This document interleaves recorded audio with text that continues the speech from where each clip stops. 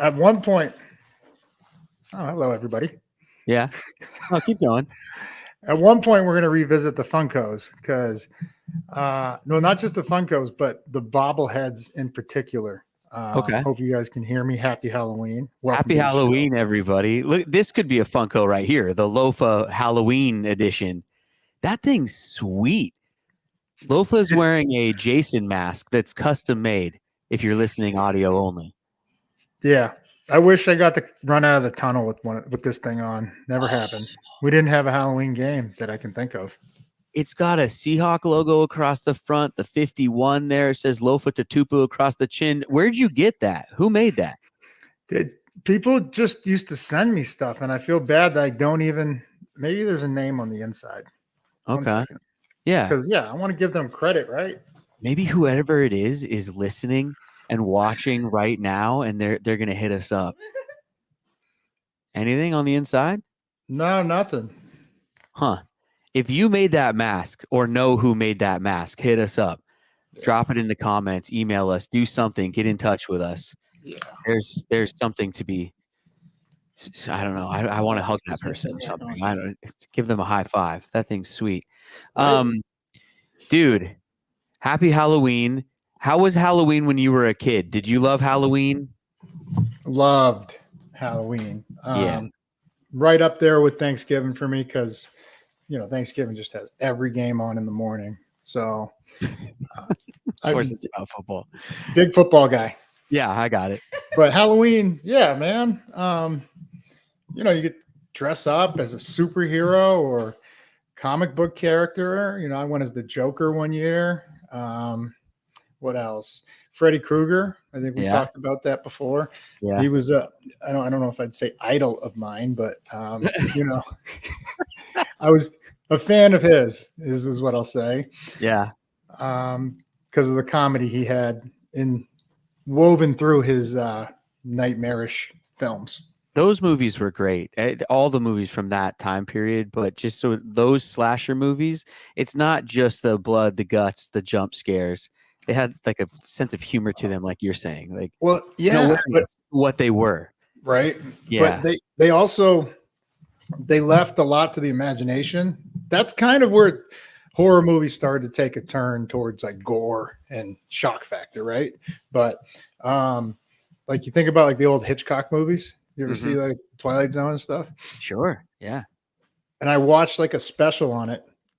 They would stop it right where like you'd see the knife, right? Let me get that in the frame. Yeah. And then it would just cut because people's imaginations were like what was going to happen, what they thought could be the most fearful thought would pop into their head, right? Mm-hmm. And so you almost took them to that brink and then you let them kind of imagine what took place. Fill in the blanks. Right? Yeah, definitely, man. Oh, gosh. Love scary. You like scary movies? I love scary movies. Do you? I do too. I do. I mean, not like certain kinds of quote unquote scary movies, like the ones that we're talking about, like Scream and Halloween and Nightmare on Elm Street and Friday the 13th and Sleepaway Camp. And, like I like all the campier, the better. Evil Dead, I can jive with that a little bit. Yep. Zombie movies. I'm into zombie movies, 28 Days Later. Stuff like that. The ones that I don't really do are like the Hellraiser, like the Pinhead type ones. Some of the kind of more extreme ones I'm not really into. That shit was super extreme. And yeah. I remember like 8, 9-year-old Loaf T just, oh, Hellraiser, that sounds interesting. And holy shit. Yeah, I think my older cousins were watching it or something, and I like happened to walk, past the living room at the wrong time and just got freaked out by that one. Yeah, dude, they showed everything. Like, yeah. What's your guys' favorite Halloween movie? Fill up the chat. And Lofa, why don't we start talking some football? What do you say? Let's do it, brother. Spin it. Welcome to the All Day Podcast. I'm Brett. That's Lofa. We're talking Seahawks football all day, almost every day. Thank you guys for joining us. Thank you for being here. And happy Halloween, everybody. It's Halloween. We're recording. On today's episode, our Seahawks guest, get this, Charles Cross, joining the show. from your offensive line. Also, James Kimmel, aka Jimmy Seats from our sponsor EpicSeats.com, will be joining the show to talk about what the hell's going on at Lumen and selling tickets and where we sit as the 12th man with all this stuff being infiltrated by the opposite team. So I got a lot of questions for him, Lofa. My question, Jimmy Seats, his last name is Jimmy Kimmel. Yeah. You gotta be shitting me that I never knew that. Also, Erin Coscarelli from Believe in Rams will be joining the show to give us a Rams perspective. And then, I mean, dude, Richard Sherman has plenty to say about the linebackers, so I got to get your opinion there. McAfee is talking shit about the 12s. Is this a must win? I mean, this episode is stacked, my friend. Very, very stacked. I want to get to all of it. But first of all, right off the bat, special announcement, everybody. The merch store is open. Yeah. Finally, you guys can pick up your all-day gear. Lofa's rocking the Sonics design there. It's alldaybrand.co is where you go if you want to pick up any of the merch. We got snapback hats. There's T-shirts. There's hoodies. There's the Brady Russell shirt. You guys got to see this Brady Russell Russellmania shirt. It kind of looks like that Lofa poster with the lightning in the background there. But inspired it. We're putting the link all over social media. Go find it. I think when you go to the site, it automatically offers you like a 15% off thing if you put your email in. So there's discounts and all kinds of ways to get your all day merch. The gear is here, everybody. So go check it out. Alldaybrand.co. Lofa, right off the bat, though, man, do you want to go Richard Sherman first, or do you want to go Pat McAfee first? Go with the Hawk legend. Come on now. Give me Sherm. All right. Well, Sherm, he's talking about Bobby Wagner. He's talking about the linebackers, and he's talking about how sort of like letting Bobby go or whatever that is. I don't know how to talk about it in the business terms, whatever, but Bobby's not here anymore, and Richard's pissed, and he said it was idiocracy, I think is the quote. To not have Bobby here. He's talking about leadership. He's talking about, kind of things we've talked about here. So what about it? What do you think Richard's got a point? Do you have his exact quote? He was, if we can get that, because I like to speak on things that everyone reads text in their own attitude, which mine's always very positive. So I don't see a problem with Richard voicing his opinion, but would Bobby help? Without a doubt, from the technical standpoint, communication, and just making sure everybody's held accountable. Yeah. Cause like right now we've got a couple linebackers that have not, and I love them. They're great linebackers, but they haven't been on the team long, right? One just got here last week, Ernest, right? And I'm hoping anything he learned from Bobby, he's bringing back to Seattle because they did play a year together in LA. But then Dodson, this is really hell of a player. First time getting his chance to start. He started several games for the Bills last year, but now he's the man, and that's a different role. And so even just getting yourself lined up, and he's tasked with calling the plays and getting everybody else lined up, that's a lot of duties to put on one person if they haven't done it before. So I'm still happy with what we've had. And then even Tyrese Knight, the guy we drafted in the 4th round, he's a rookie, right? Yeah. So what Richard's alluding to or talking about is the experience of a 13-year gold jacket, soon to be first ballot Hall of Famer. And what that can do. Is Bobby what he was in his prime? No.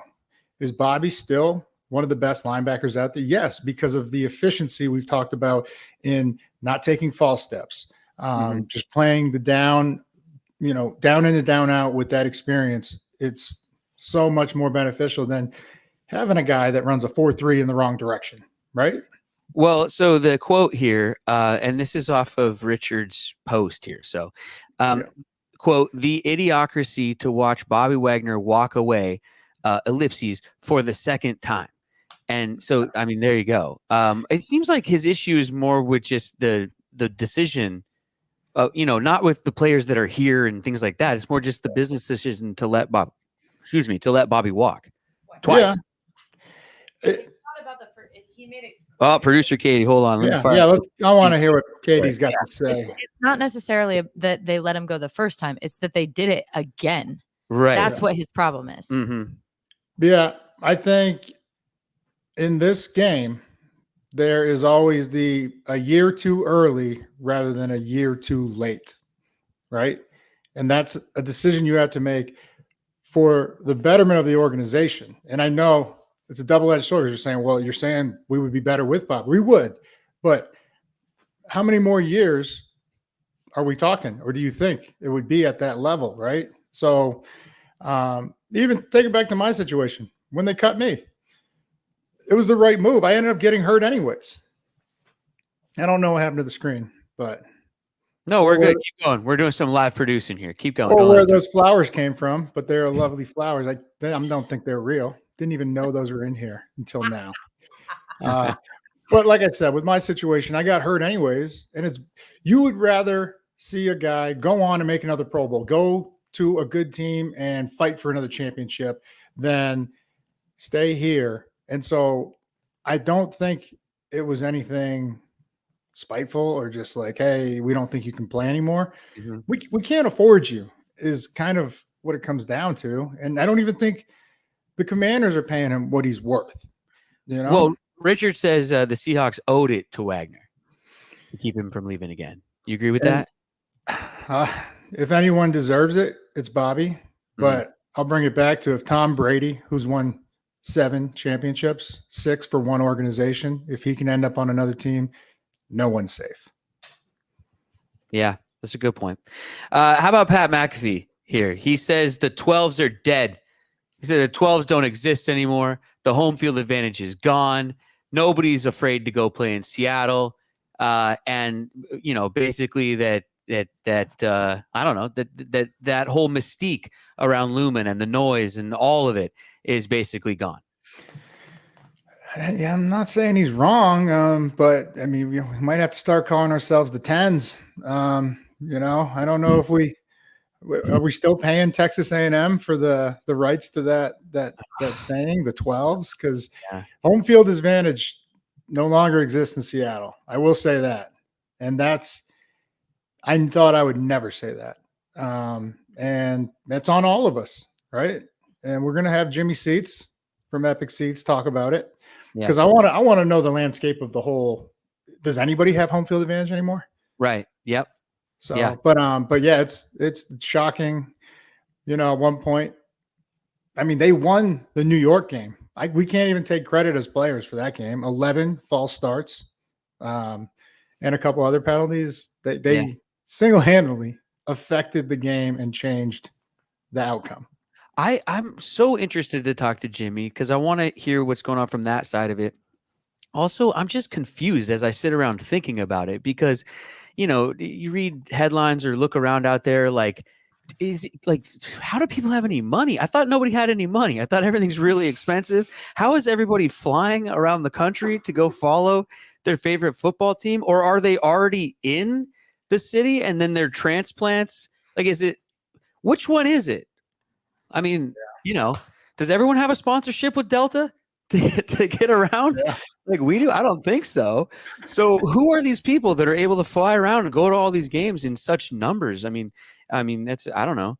That's just sort of got me wondering. And then just the fact, like the 12s, I mean, it's also, Lofa, like I was walking down the aisle the last game, and maybe I don't blame some of them from because of the game we were watching, but I saw people with iPads in the seats just watching Red Zone as I'm walking down.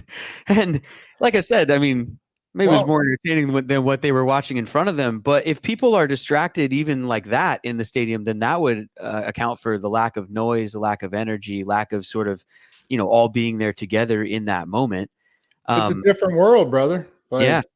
Like technology, it's a different world. And I mean, we can chalk that up to part of the equation. So, I mean, having iPad, I never would have imagined someone being on an iPad when they're at a fucking sporting event. Yeah, Like, I should have taken a video of it because I'm not making this up. I mean, you guys tell me if you've seen this at Lumen or in other stadiums, wherever you're going. But yeah, full blown iPad plugged into like a charging brick, so that it could stay powered, and then I guess just using some 5G and watching was TV. it a kid or a grown ass man? Late 20s, early 30s. Yeah. On the Yeah, line of a kid or a grown ass man. Yeah. Okay. I got you. a dude bro, a dude bro A bro guy, dude? A bro dude? a bro dude guy bro, just That's how my kid talks to me. Dude. watching Bro. wrestling, Bro dude. Yeah. And Not I'm a like, are kid. you talking to me?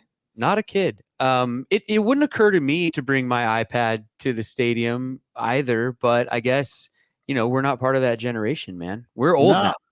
Yeah. And we sound old saying this shit. So like, I mean, this would be Yeah. a good segue somewhere else. But yeah, I feel old. It's kind of funny that dudes older than us, like when I went to the stadium with my dad back in the day, he would bring like a radio and then have an earpiece in and he'd be listening to the radio broadcast. Felt like kind of an older guy thing to do. Then we didn't really do that. Now the people coming after us are bringing iPads and watching something else.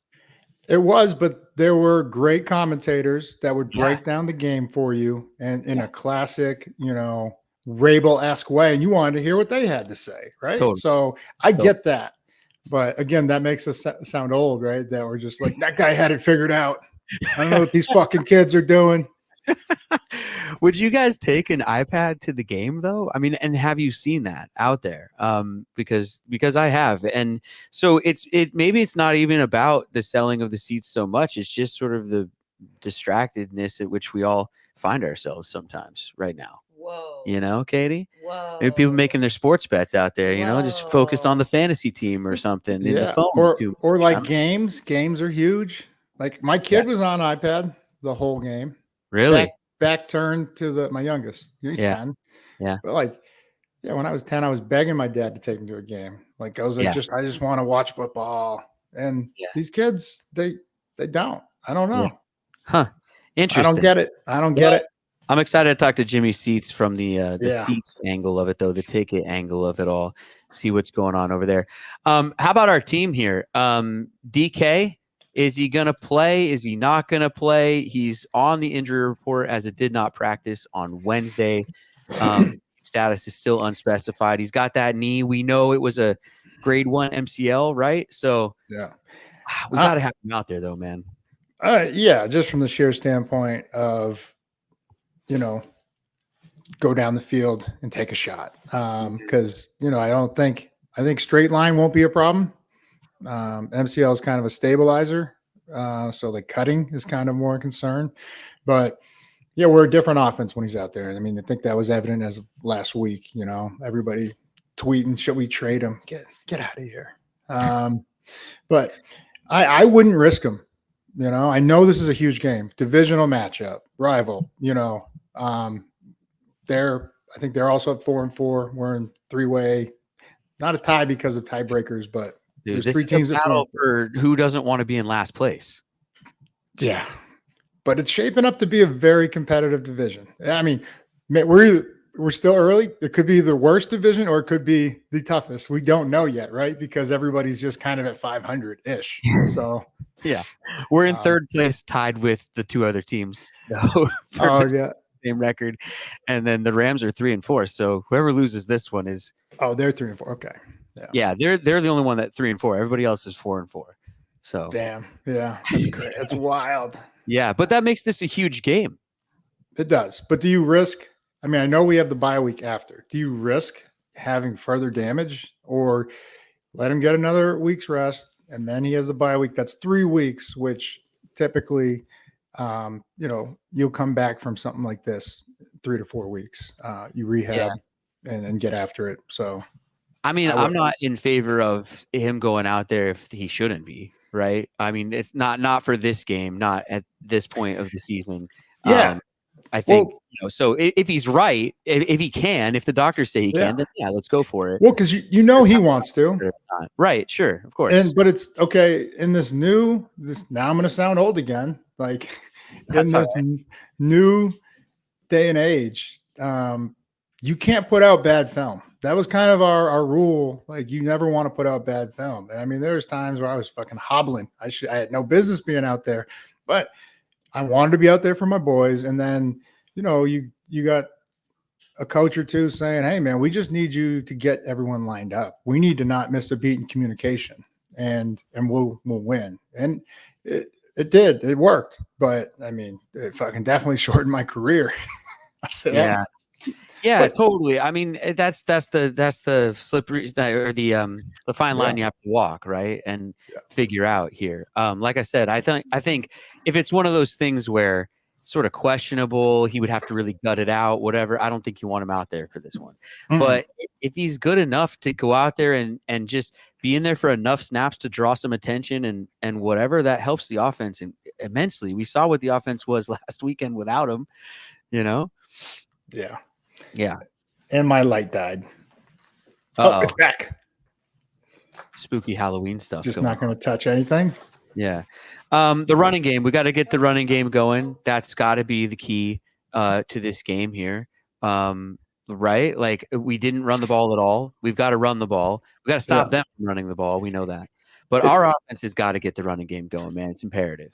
Oh, the trenches, man. Game's won in the trenches. Yeah.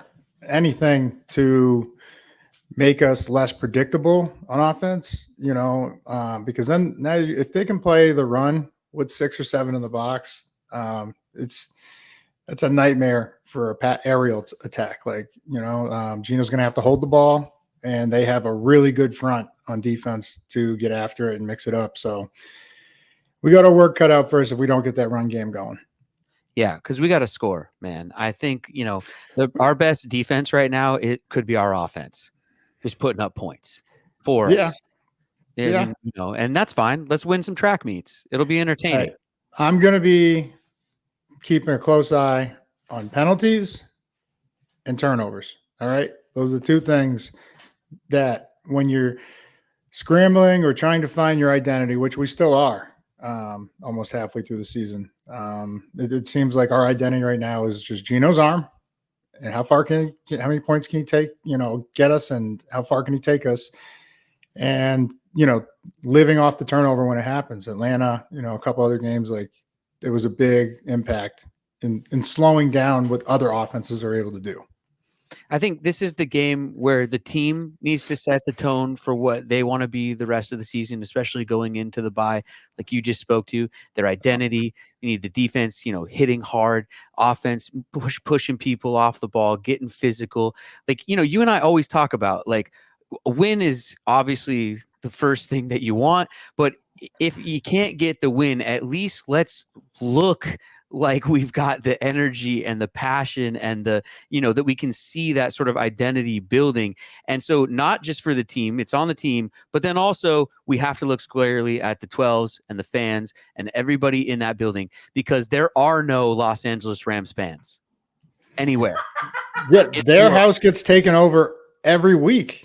They don't exist, you guys. The Rams, they don't have a fan base. So if on Sunday you hear more Rams fans than Seahawk fans again, you know that it's truly over for us, because this should be the one that we don't hear their crowd in our building, because they don't exist. They'd be paid background actors. They're in Rams jerseys. Trust me. Right. Speaking of seats and the crowd and everything, here he is. James Kimmel, which Lofa didn't realize that it was basically Jimmy Kimmel. James. You're Jimmy Kimmel. I am a Jimmy Kimmel. You can call me a distant relative. How's that? Well, around here, we call you Jimmy Seats. It's epicseats.com. But James, we had to get you on here because, everybody's talking about the 12s and home field advantage and our place being taken over. Pat McAfee basically said the 12s are dead and there's no more home field advantage. What's going on, man? Why is this happening? Hey, first of all, thanks for having me, guys, and enjoying the conversation so far. It's the topic du jour, right? Everybody wants to know, where are the 12s? Why weren't they louder? Why did the Bills take over? There's a couple things going on here. Buffalo does have a good traveling fan base, so you can't discount the fact that they show up everywhere they go.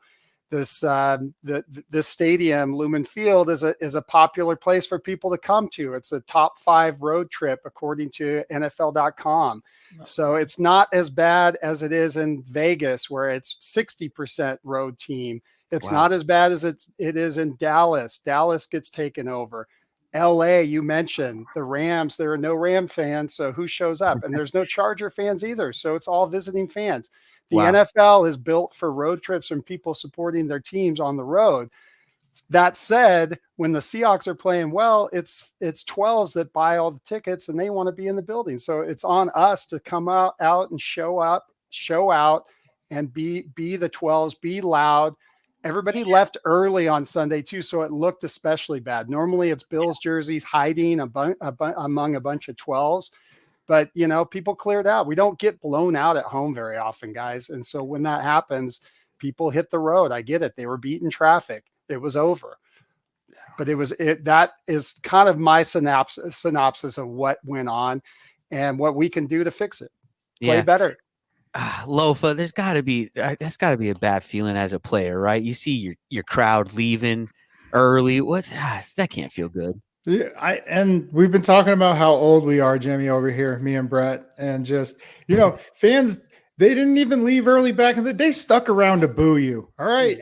Yeah. And that's what's really got me pissed off is like, get that bad energy out. Just go ahead and, get it out. But yeah, it was crazy to watch, just in droves, everybody just exiting there's like still a whole fourth quarter, 10 minutes left to go. And it was just like after one possession where we ended up punting, you heard a couple faint boos, but then there was like, we're out of here. Yeah. So, yeah. It's almost worse when people just sort of silently turn their back and walk out maybe. Well, something more sad about that in a way. But Jimmy, it's not just the Bills game that this happened. This was the Giants game. They were loud in there. The Niners, they always take over in there. How can Seahawks fans do anything to try to make sure they're not selling seats to opposing fans? Absolutely. So we buy from season ticket holders, and season ticket holders, I get it. I feel their pain. They're paying a lot more than they've ever paid. So they want to subsidize some of their ticket costs. And when we put tickets on the secondary, we can't pick and choose who buys them. So it's really about the demand out there on the aftermarket. So who really wants to be in the building? And unfortunately, it's out of town fans on these last couple of games. And that's on Mike McDonald to build something and grow the product and show us green shoots, show us hope, which Atlanta showed us hope. I would have expected more 12s to come after that Atlanta game. And now we get kicked back down again against Buffalo. So it's a transition year. And I don't think it's a long-term trend. I think we can get it righted. We can get the ship righted, get the right players in, and we'll start to build that home field advantage back. But it's sad to see it go away. I'm with you, Lof. Stay and boo or do something, like be there. Well, so even like Pete's last few years, though, which, he had a hell of a run and he built it, right? He built that monster. But the last 2 years, was there anything you could point to that? Because that's where we started to see it. And we were still 9-8. Playoff team, and then on the verge of playoffs the last year. So was there anything you saw like around then kind of happen? I think the Russell Wilson factor was a big factor. That was must-watch TV. You didn't know what he was going to do. We were always in every game right to the very end. Is he going to throw a Hail Mary? Are we going to have a 2-minute drive that leads to a win? So you need that kind of intrigue there and that star power. And Gino's building it, but he's not there, right? We like Gino, but Gino doesn't bring people to the stadium. So Kenneth Walker could be that guy. If we could road grade and block some guys up front, then we might actually be able to unlock him and get people going, yeah, we've got an identity. We're going to push people around and run the ball down your throat for 170 yards a game. That would be something, right? That would get people out. But I think it's a gradual combination of factors, right? You have a little bit of a decline in performance. You have expenses going up. You have out of town fans say, hey, look, it's a winnable road game now, which, in the Legion of Boom years, they're not going to say that. They don't want to go and get their butts kicked and walk out of that stadium sad. Oh, well, also quit telling everybody how great Seattle is, everybody. Yeah. Stop it, will you? Like, Seattle used to be this little secret, up in the corner of the country, and it rained all the time, and it was dreary and cold and gray, and you don't ever want to go there because the slugs are bigger than, bigger than the football itself, but then now everybody's like, all these transplants are moving up there and then going, it's great up here. This is, the food is amazing. The views are incredible. The air is crystal clear. Stop telling everybody that. Yeah. And the Niners fans are among us. That's the other problem. They already live up here. They work up here. They moved up here. So that's the problem. It's going to be hard to shake everybody. Stop. It's, just like, shh. Yeah. But I feel bad because I used to tell, like, when I was playing way back in my day, my friends would come out to a game and they would get a real experience. And they would be like, man, I've never heard a stadium that loud. Yeah. I've never. And so now I tell people that they come out and they're like, it wasn't that loud. Like, come on. Because it's not the same. It's not the same experience. If you're not getting off the field on third down, it's hard to scream at the top of your lungs every third down. It's 3rd and 5, and it's going to be a first down conversion on the other side. And it's like, okay, I get it. Yeah. No, I'm with you, man. Those were awesome times, and we know what it can be. So we all want that back. Yeah. Jimmy, I brought up the 05 Giants game where the 12s literally single-handedly won that game. We didn't do shit on the field as players.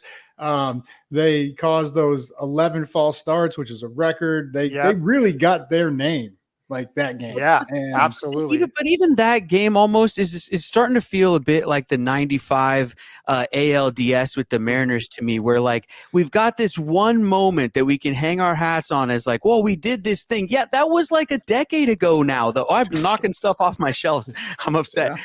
Like that was like a decade ago. And it's just like the Mariners. It's like, they're like, yeah, but remember 95? Yeah, that was a long time ago. Let's do something now. Let's create a new identity. Let's take that identity and push it even forward. Like we can't just keep reliving those glory moments that we once had. What are we going to do going forward? Yeah, producer Katie's right. Where's the Seahawks bring back the chant? Like I walk the corridors, you're walking into the game, you try to get one started and people kind of look at you like you're crazy now. What's that guy doing? Yeah. Have you guys noticed that? I have. It's sad. It used to be so magical. You walk out of that stadium and there was an electric energy. You got this great win. You saw something special and everybody just wanted to like enjoy it together and chant and kind of high five strangers. Yeah. You're right. We need that back. Well, I got some buddies there too who like are the kind of guys who would like hold up signs and whatever. And now they're kind of being told to put the signs down by people behind them. And hey, you're blocking my view and stuff. Yeah, by the Bills fans. You're at a football game. What is happening here? So let's bring that energy back. I think all of us 12s, all of us fans, we've got to take it as almost a personal challenge. And it starts this weekend to bring that energy back, bring the noise back, tell your friend to stand up and scream. I don't care if it's the 4th third down in a row. Let's all leave this game this weekend just out of voice, out of breath. And, let's leave it all in the stands the way that we want them to leave it all in the field. Absolutely. Well, and is anybody else excited about someone other than Pete Carroll going up against McVay? I mean, I just feel like that's been such a losing recipe for us. Let's just try something new. See if McDonald could scheme up something to stop the run and make this actually happen. Hell yeah. True statement. It's funny because there was like a little pattern, like McVay owned Pete owned Shanahan, Shanahan owned whoever was at Arizona. Yep. And then it just kind of went in a cycle. It was hilarious. James, epicseats.com, man. We love you guys. Thank you for your support over the years. You guys have been here pretty much from the very beginning for Lofa and I. And just, we can't thank you enough for that. And I guess I'm just telling everybody to go to epicseats.com, whether you're buying or selling, but try to make sure it's a Seahawk fan.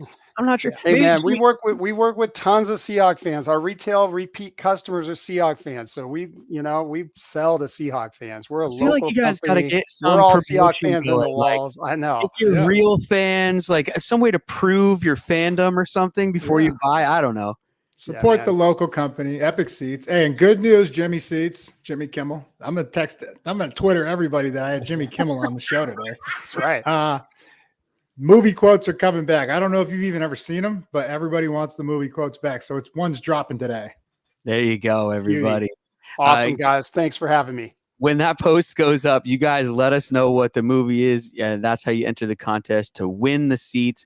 We have 2 tickets that we give away to every single Seahawks home game, courtesy of our friends at epicseats.com. Nobody beats Epic Seats. Thanks, Jimmy. Cheers, We'll talk to guys. you later.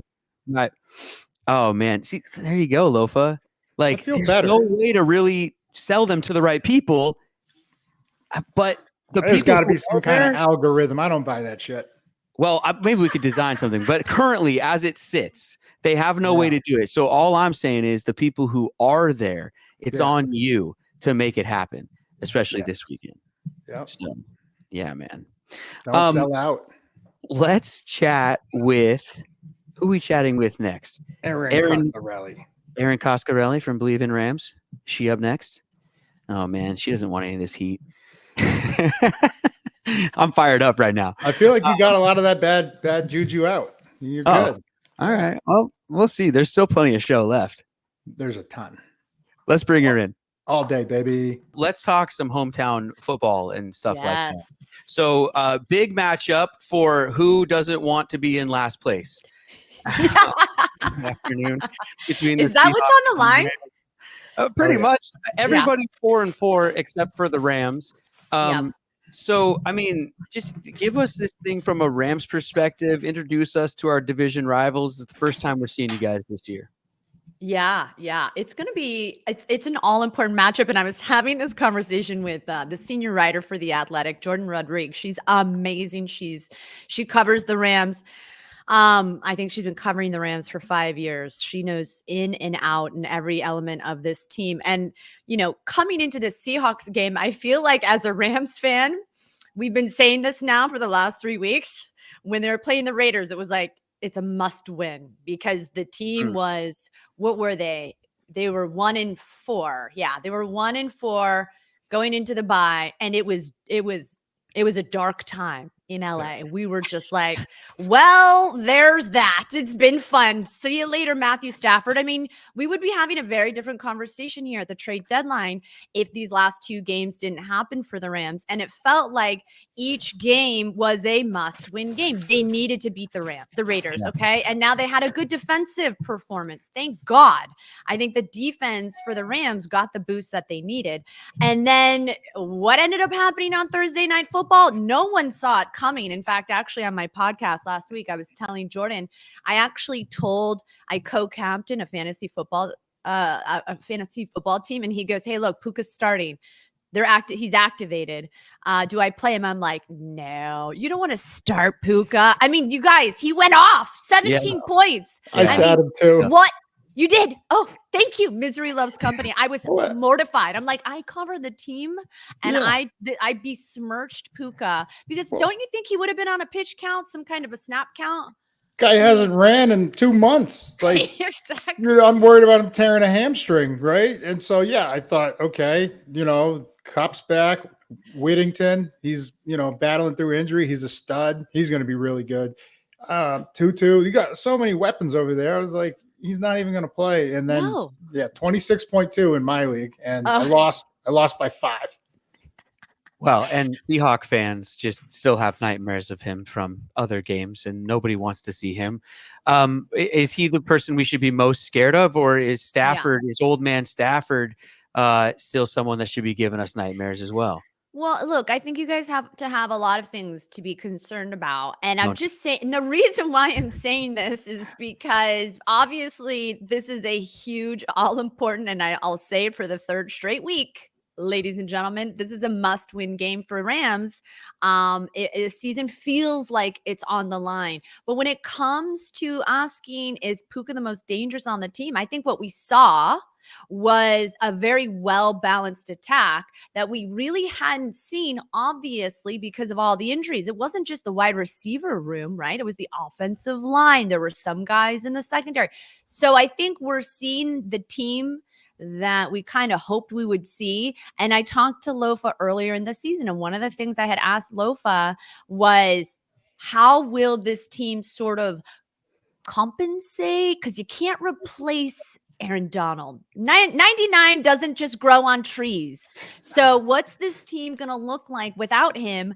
And it was really dicey for a moment. I mean, and it still is. I think there's a lot of question marks. This team is young defensively. This team almost has two different personalities to me. Correct me if I'm wrong.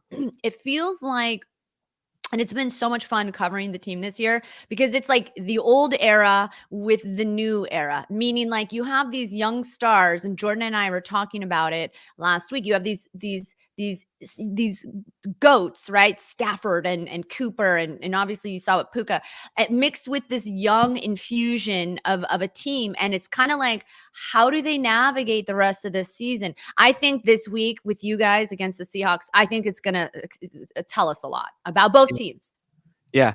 How are you guys looking at the Seahawks as division rivals? We got the new regime here. It's a new era. We got a young guy, just like you guys had when McVay came. McVay's an old man now. I don't know if you know that. Isn't he like 34? I think he's still only like 30, like maybe a year or two older than our guy.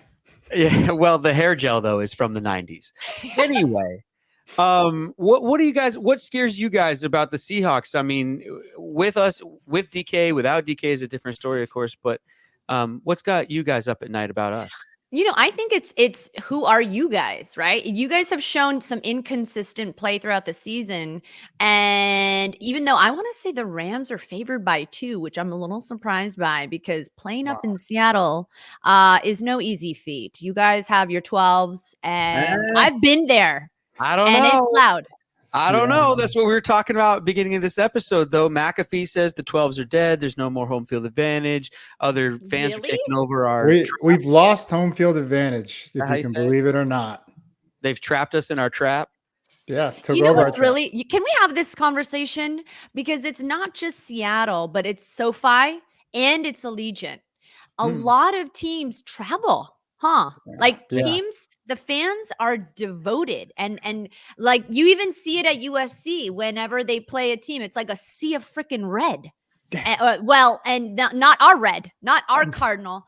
And it's crazy to me that these fans get on a bus or a plane and they support their teams. I mean, it's amazing. Aaron, the NFL fan base is crazy. Not many showed up to the Super Bowl parade you guys had. I just want to point that out. When you guys won it all, it was pretty quiet out there. Yeah, we got to talk a little bit of shit, because this weekend we got the Rams coming in. There's no way Rams fans don't even exist, Erin.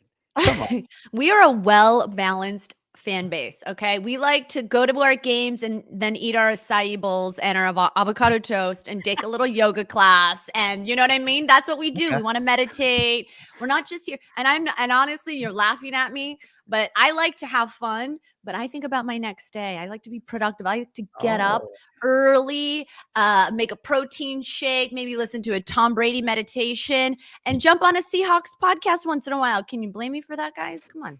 No. I don't know if Tom's voice is that soothing to me.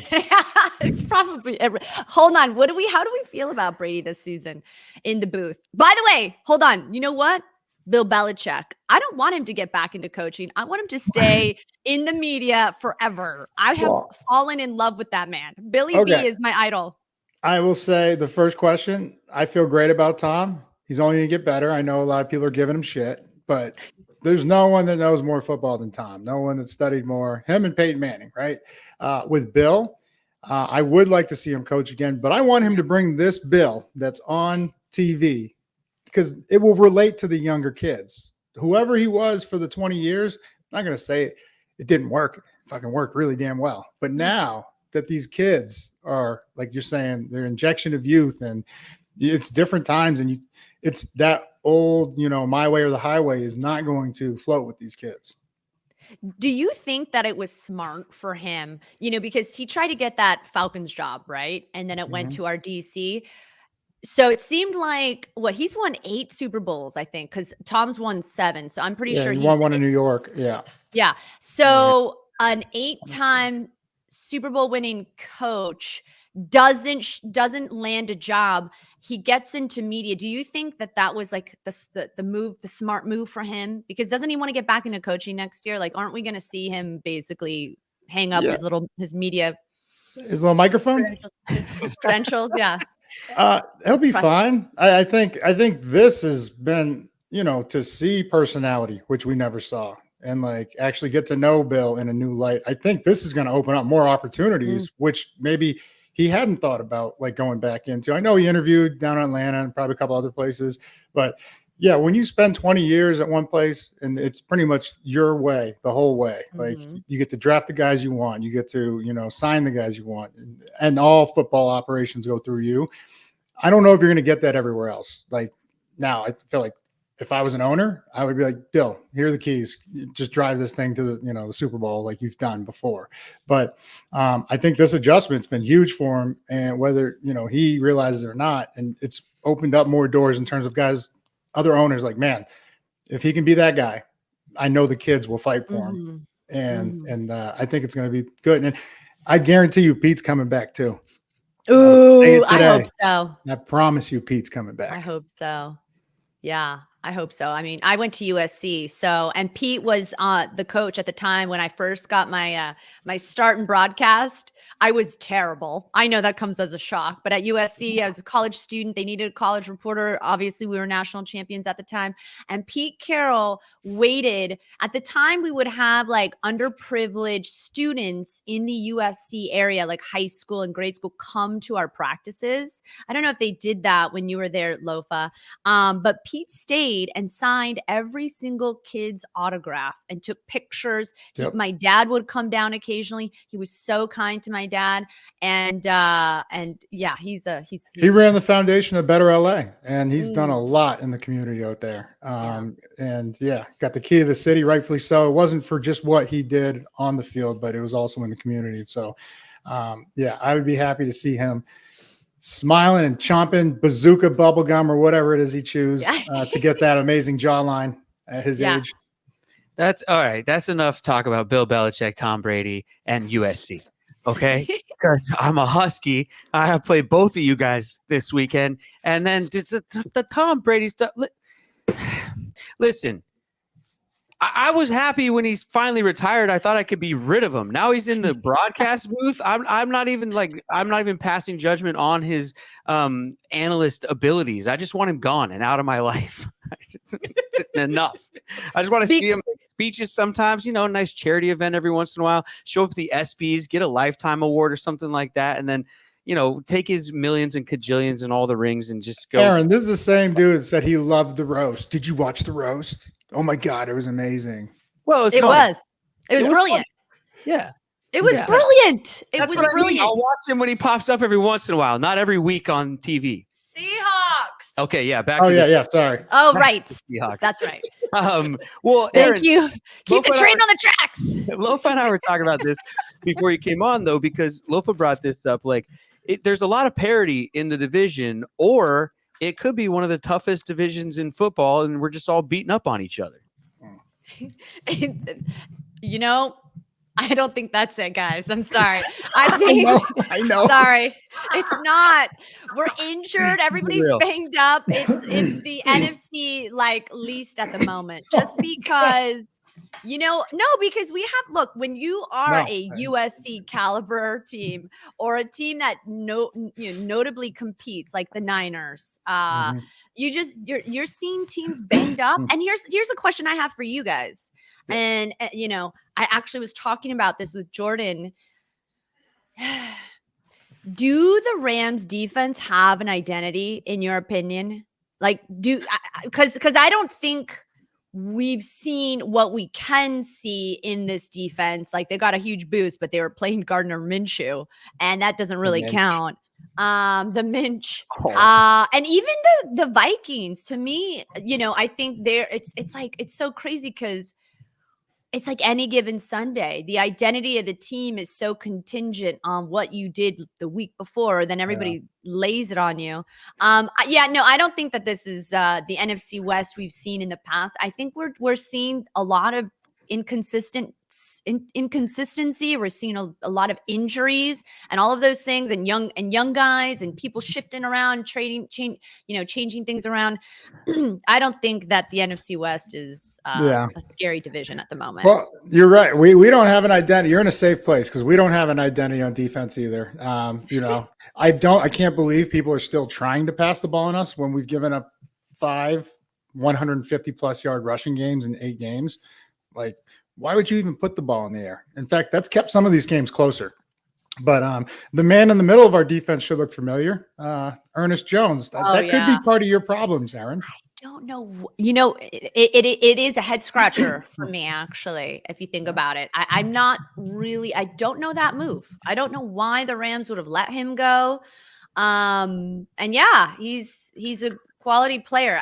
That one, to me, I don't think I understand, and I don't know if we ever will. But Ernest Jones, how's that going for you guys?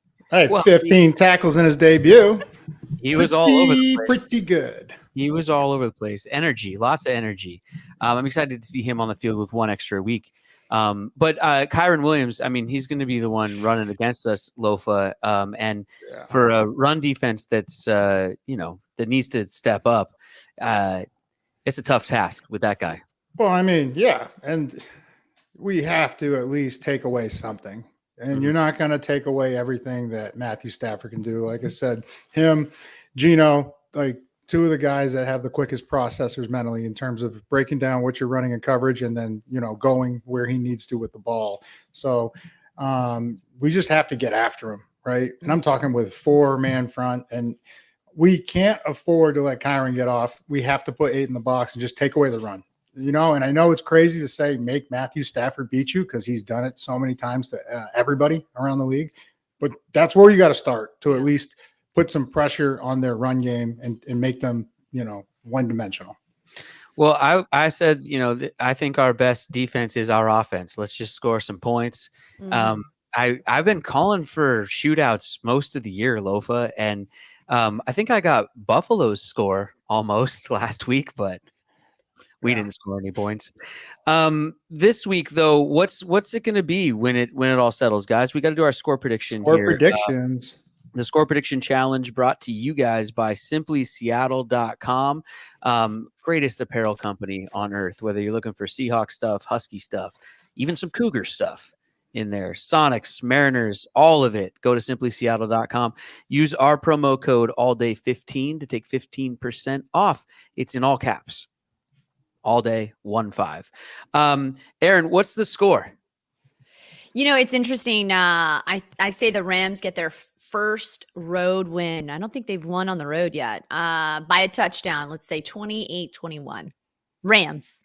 Pull it off, guys. Lofa? Nope, your losing ways are going to continue. Sorry to tell you that. We are taking over our home field for once. Give me Hawks 27, Rams 20. Okay. Uh-oh. Man, I'm nervous, Lofa, because, sometimes Lofa has never picked against the Seahawks. Did you guys know that? In the history of us doing a show together. Can't do it, won't do it. Never done it. Yeah, that's right. I think I've done it twice. It successfully changed the momentum one season. The whole trajectory. We made playoffs because of Brett one time, Erin. I just don't know when to pull the cord on this thing. Is this the week? Like Lofa, she's talking must win for them. Is this must win for us? Yes. It is. So must I do it? Is this the week, Katie? You've already done it once this season. No, I haven't. I almost did it, and then I didn't. Do I do it? Oh, give me the Seahawks 32. Yeah. The Rams 30. I'm not going to do it yet. Not yet. Yeah, don't panic. Not yet. Don't panic. Not yet, everybody. The Seahawks find a way to win this one by 2. Take it to the bank. Erin, you're the best. Thank you for being here. Thanks for being with us. Thank you, Erin. Give out your handles and all your stuff and where everybody can find you. I wish I had more of a presence on TikTok. I don't, but you could go on TikTok. Just Google Erin Coscarelli. I'm on Instagram and Twitter or X. So yeah, you can find me on mostly Instagram though. Well, also all podcast apps. Believe in Rams and enjoy the game. Awesome. Yeah. Thanks, guys. Good luck to you. All right. And fight on. Fight on. Oh, bow down. Yeah. No, fight on. Some headlines. Wait, so we're just coming off of her though, right? Okay. Hey, Lofa, let's look around the league at some headlines brought to you by Delta, everybody. Go with the throw, since we'll use some air miles here and go city to city, team to team. Yeah. Check out Let's some. fly around this thing. Let's do it rapid fire too. Okay. I'll give the headline. You give me a quick reaction. Okay. Brought to you by Delta. You can earn 1 mile for every Seahawks passing yard this season with Delta 12 status. Sign up and start earning miles at 12status.com. Open to legal residents of Washington. Must be 18 or older. Lofa, Stephon Diggs, torn ACL, out for the season. When did that happen? Sometime in the last few days, but Oh confirmed. my God. Yeah. It's like the only fantasy league I'm winning. Oh no, I'm sorry. So yeah, not awesome, Brett. Not awesome. Okay. Anthony Richardson subbing out for a play because he was tired. And then the next day he was benched in favor of Joe Flacco. Flacco. Yeah. Tired. Like, what do you mean tired? First of all, let me back it up real quick. Diggs, that's definitely going to hurt. They have a ton of receivers. It's just hitting me now. I'm finally processing what you just told me. I saw it on my phone. I saw it on my phone, man. All right, let me just grieve a little here. Okay. I'm sorry. Okay. Heart goes out to Diggs, hell of a competitor. Yeah. It's going to affect that team because he is a weapon. I know the Bills got rid of him and, the Texans just got stronger, but that hurts. And that hurts their championship, opportunities going forward, like playoffs, everything, man. That is brutal. So, Yeah. Richardson tired. Come on, man. Like, I don't even know what to say. I don't know how to respond to that. This is where I'm going to go old man yelling at the clouds again. Like, what do you mean you're tired? Like, hey, he ran around for a long play and was dodging a bunch of people. And, I don't know, like some people have had his back saying, okay, like, it was one play. He was tired. He pulled himself out because he felt like he needed to, but you're saying no.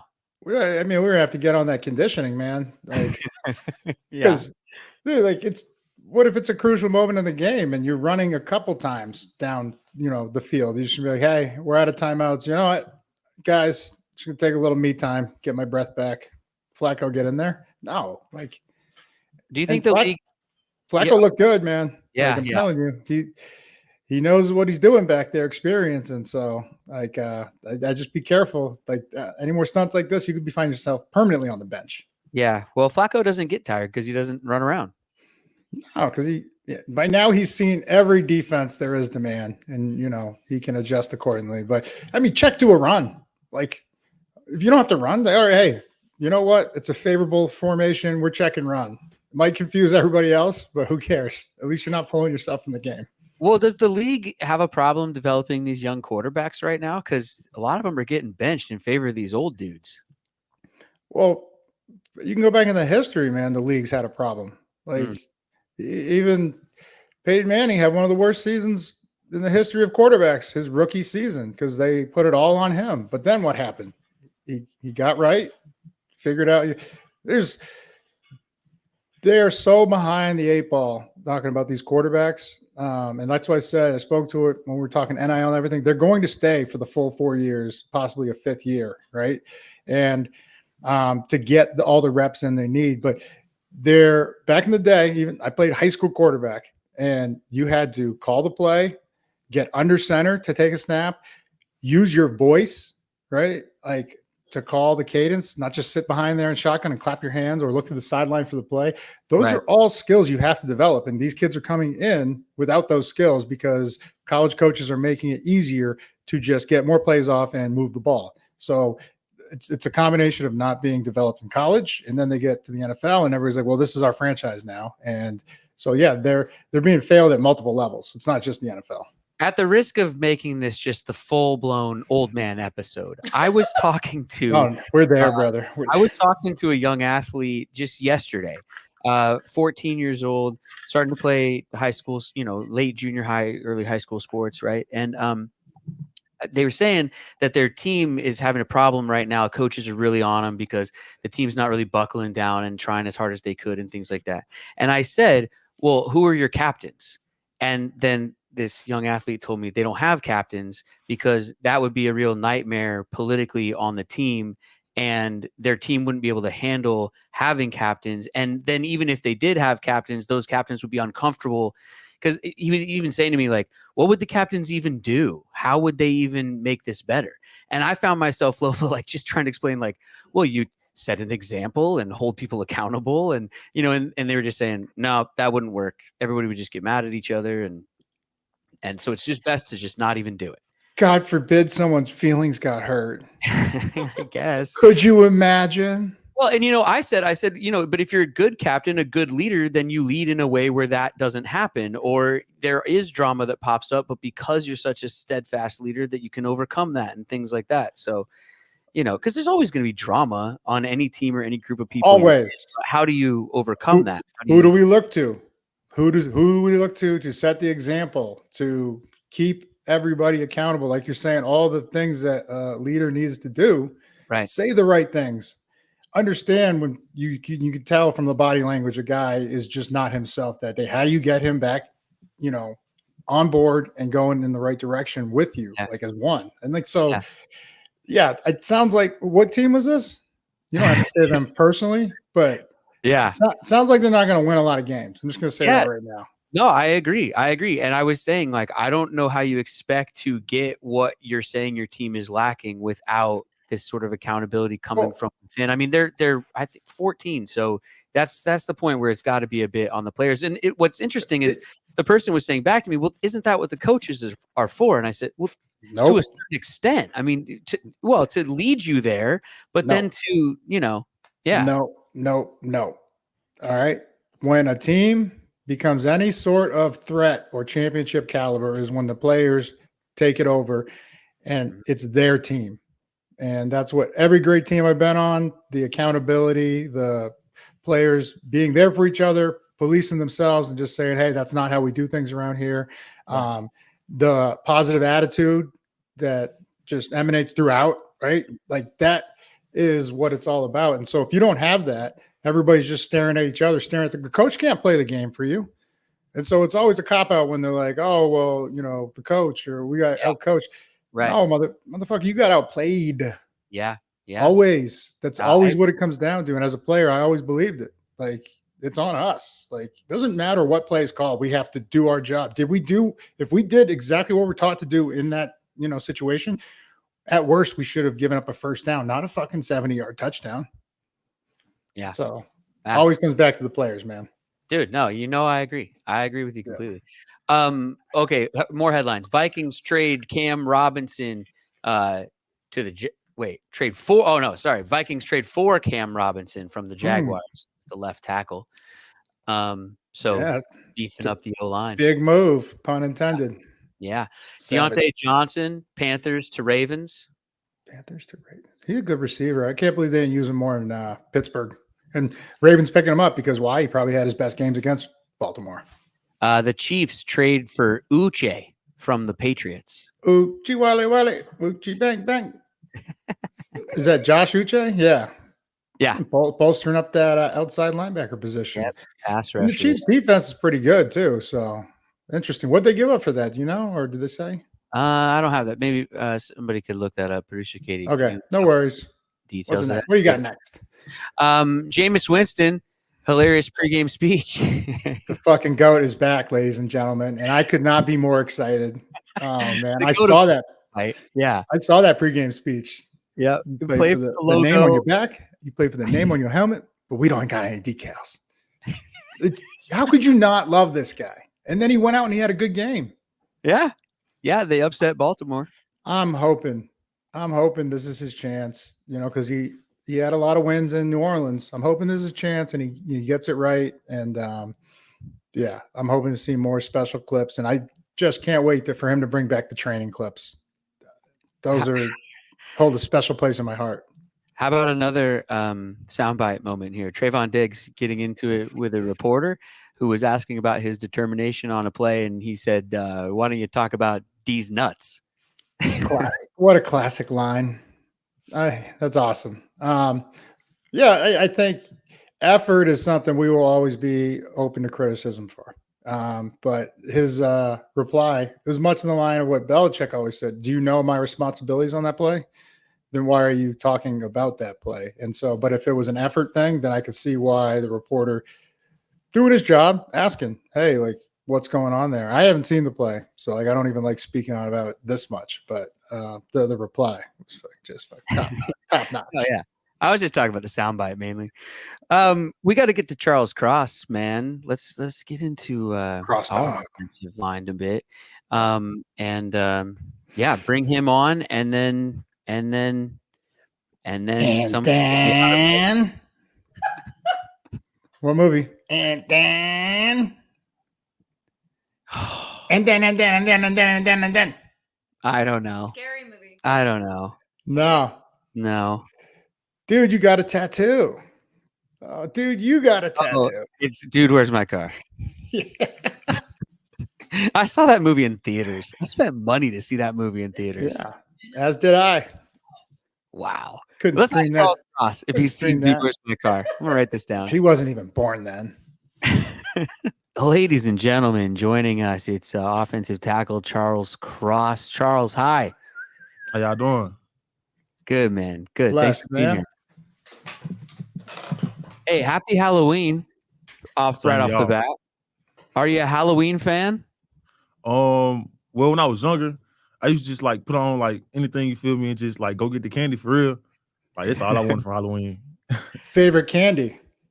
That's tough. That's tough. I'm either go Reese's or either the Sour Patch watermelon. Okay, so that's wild because when we were asked our favorite candy, Brett said Reese's and I said Sour Patch Kids, any kind of Sour Patch Kids. So you Yeah. hit both right there, man. Hey. 100% right there.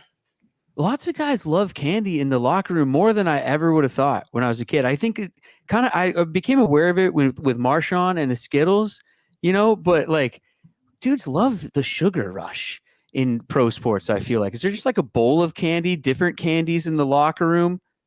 Now it's a couple spots you can go to, grab the candy from. You know, Oh, whatever Kelly. you like, they have. Yeah, him. Charles, you have plans for Halloween tonight? Are you dressing up or going out? What's going on? Nah, I ain't dressing up for Halloween. Not this year. Maybe later on.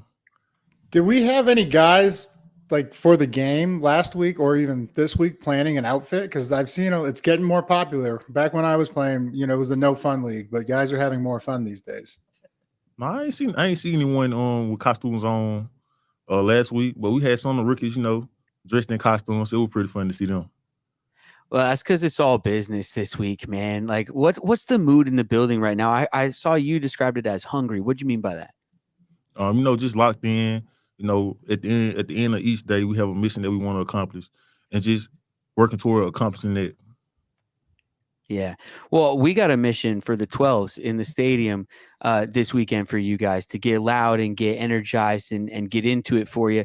Can you talk about, as an O-lineman, what's it like for you when you go into like an opposing stadium and they're loud and you're out there on the end? And how can the 12s this weekend help out by affecting their offensive line? I feel like the 12 do a great job of showing up and showing out. Probably one of the best stadiums I've ever played in, as far as like the fans and continuously like hear them affect the game. Man, it's hard to compare to anywhere else. You played in some iconic stadiums coming from the SEC, though. I mean, Yeah. I gotta ask because I'm just a football guy, football junkie. What was your favorite stadium in the SEC? Texas A&M. I remember playing there. I think my last year of college. I think we won like on a game-winning field goal, game-winning drive, and like their fans always did like a great job of like staying engaged. They did like a lot of chanting. It was a fun environment to play in. Yeah, and they have the whiteout too, and they have home of the 12th man, right? And They do. That's where I think we had to pay rights to get that. So that's a little fun fact. I don't know if you knew that, but I learned that as I got up here. So that's pretty cool. Man, 39 games played, 39 games started. Where's that toughness come from? Just my love for the game. I've been playing football since I was a little kid. Playing outside, playing in the grass, playing in the street. I just love the game, and I just love to play it. What was the age you started, and then what age did you know I'm going to play in the NFL? So I didn't really start playing organized football until I was like in the 6th grade. But when I felt like I knew I could go to the league, probably like my senior year of high school. Damn, that's awesome.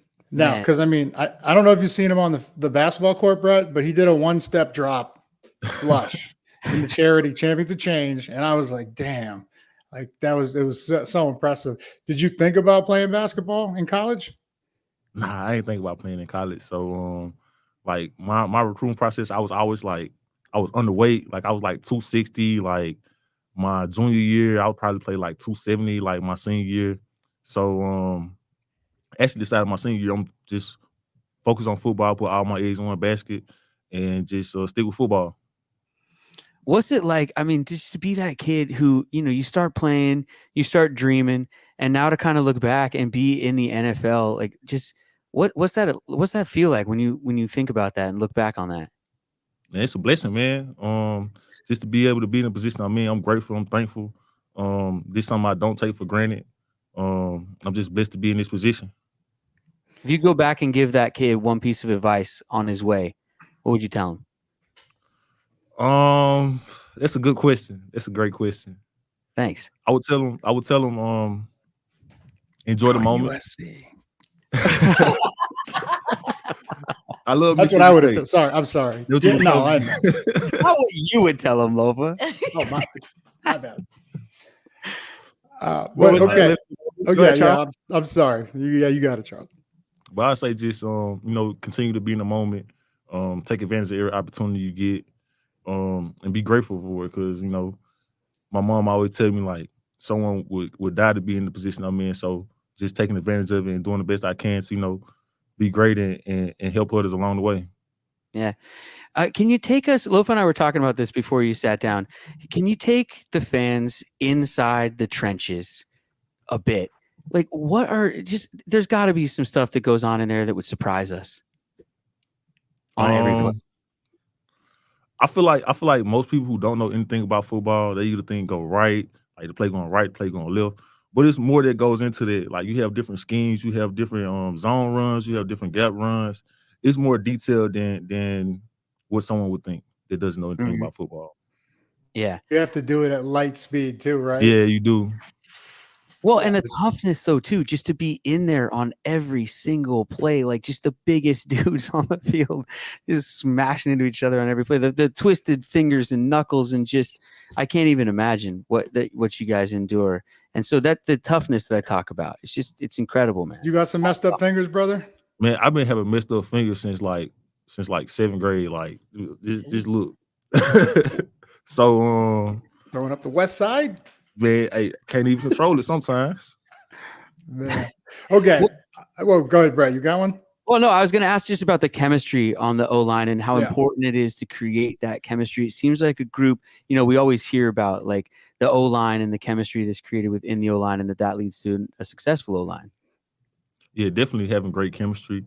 As an O-line, it's 5 guys playing as one. Then you add the tight ends, there's 6, 7 guys playing as one. So, everyone just having great chemistry, being on the same page, having great communication. And I feel like that helps create a great O-line. I'm going to stay right there, because the O-line, I don't think the average fan knows, is historically the biggest group of characters. So I want to know who the funniest is. We don't have to tell any personal stories or anything, but just who's the funniest guy in there on the O-line? I'm gonna say Mike Drill. Really? A rookie? Yeah, really. Yeah, him. I feel like he's the funniest guy. Then I'll probably go George Fant. Oh yeah, Fant. Yeah, he's good. He is hilarious. He's got the shit talking. Probably got it from basketball, right? Yeah, I was thinking it was gonna be a center. Like historically, like Robbie Toback, going back to college, Ryan Khalil. They're always the quick, witty ones that just, they got jokes for days. How about a guy like Peters learning from a vet like that? Man, it's great, man. JP's played a lot of ball over the years, man. He has a lot of great experience. And, just picking his brain and trying to learn as much as possible. Just be a sponge, honestly. Because, like I said before, he played a lot of ball. He had a lot of success with it. So just being able to, learn from him, it's been a great opportunity. He's a triple OG. He's older than me, by the He way. is. That's how savage that guy is. Have you asked him what it was like when the forward pass wasn't allowed in football? I didn't. He played it. I didn't know he played that long ago. You should ask him, though. And just be prepared if he swings on you. Charles, man, we know you got a big game coming up this weekend. We appreciate you stopping by, having fun with us. Big divisional game. Go get them. We'll be cheering our asses off from the stands, man. Last thing to do with you here. We got 12 random questions. It's Okay. supposed to be rapid fire. So just give us the first thing that pops off the top of your head. All right. Okay. Number 1, do you collect anything? No. Number 2, do you put ketchup on a hot dog? I don't eat hot dogs. Number So no. 3, No. do aliens exist? Possibly. Okay. Number 4, Pearl Jam or Nirvana? Neither. You know what? Richard Mike told me I got to update this question. So how's this? Ice Spice or Sexy Red? Sexy red. There you go. Number 5, can you count to 10 in a random order? Yes. Solid. I believe him. Number 6, what is your guilty pleasure snack? Hot fries. Ooh. Oh, that sounds good. Number 7, beach house or mountain cabin? Running out of time. Beach house. 8, how many tattoos? I can't count. I got like a chest piece and I got a sleeve. So A lot. Too many. whatever that. Number 9, here we go. Pancakes, waffles, or French toast? Ooh, waffles. Number 10, what's the last regular job you had? So in high school, I had worked at it's like a snow cone stand, and I was in there packing boxes. That was the last regular job I had, and that was not when I was in high school. Nice. Number 11, we talked about basketball. So other than basketball and football, what other sports do you play? That's it. Number 12, what's your favorite fruit? Oranges. Charles Cross, everybody. Thank you so much for your time, man. The last thing is just we all put our hands up. Oh, yeah. If you wouldn't mind just breaking us down the way that you guys do, breaking down a huddle, we'd appreciate it. What did the O-line say? O-line on 3. 1, 2, 3. O-line. All right, they There we keep go. it simple. I love it. There we I go. love it. Appreciate All right, y'all, Cross. man. Yeah, bro, you should see Cross hoop, man. It's insane. Oh, can you imagine trying to go for a rebound? He's down there. Forget about it. The other team was trying. It wasn't pretty. And but yeah, dude, so there's a ball, it caromed off the rim. Someone caught it and they just threw it right quick to him. And it was such a soft catch. That's how you know he's an athlete. Like, it made no sound, and I'm right there on the bench. And he just drop step, boom, like Shaq style. And I mean, the whole crowd went nuts. But He can get up there too. yeah. Because what is he? Let's see. I got it right here. It was 6'5". So I mean, he's got to get up. That's I mean, he's 300. Aiden was 6'4". You know, Yeah, and he's 300 pounds. Like, yeah.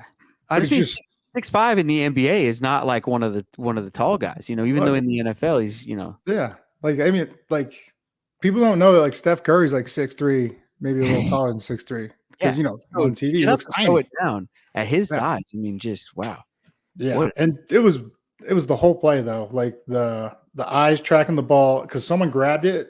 I think it was maybe Will Conroy who can hoop, right? He grabbed it. I think one hand just threw it in. Someone just threw it back in, and it was just choop, boom.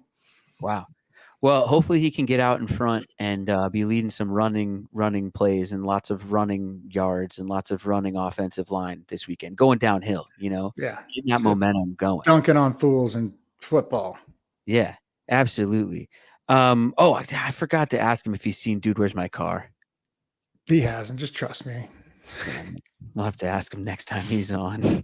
Missed opportunity. Also, there's some orders coming into the merch store, Lofa, as we've been talking. Really? What merch store is this? The Sonics Design All Day T-shirts on alldaybrand.co are selling, and also some of the hats. So thanks you guys for ordering. Just like while we've been talking, the orders are happening. Make sure you get in there and order. This stuff will sell out.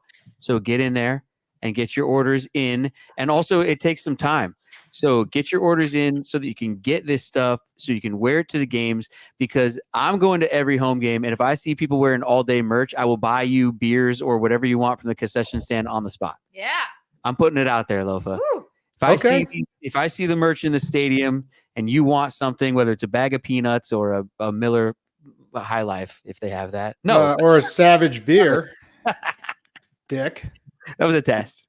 It was a test of the emergency Lofa broadcast. Well, guess what, Brett? I'm wearing all day gear to every home game from now on. All right. The beers are on me then, buddy. Thanks for listening, everybody. Thanks for filling up the comments. Thanks for sending these episodes and clips and social media to all of your friends. Let's keep building this family one episode at a time. That's it for us. I don't think I have anything else left to say. Do I? No. Well said, brother. Love you guys. Bye, everyone.